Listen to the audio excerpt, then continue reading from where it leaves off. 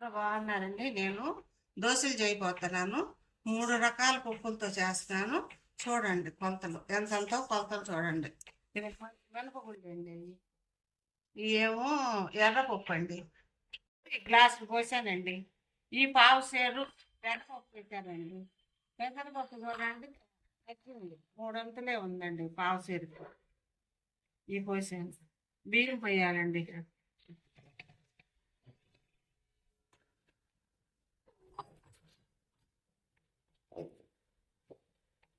ఇదిగోండి పావు సేరు బియ్యం పోసానండి. ఇదిగోండి మెంతులు ఒక పెద్ద స్పూన్ అండి.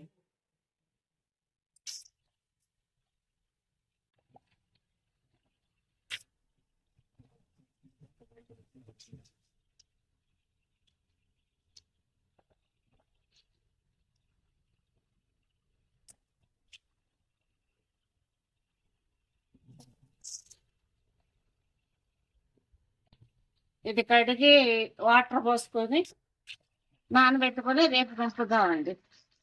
రేపు రుబ్బుతాము.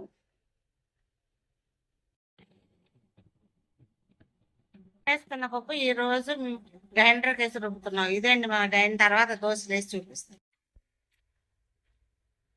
ఇదిగోండి నిన్న రుబ్బిన పిండి ఈరోజు దోశ వేస్తున్నాను చూడండి.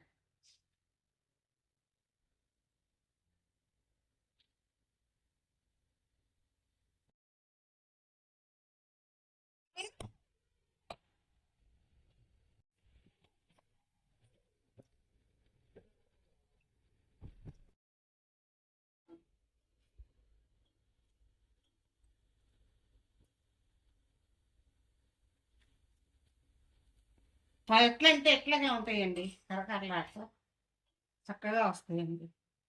చెప్పండి, బాగా వస్తాయండి.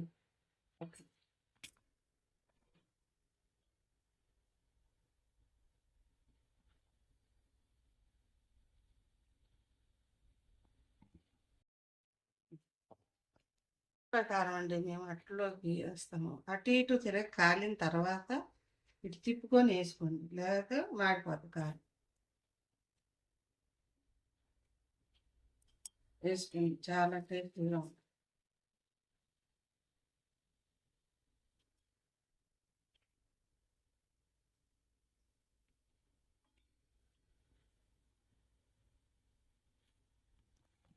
అందులోకి మనకి పల్లీ చట్నీ.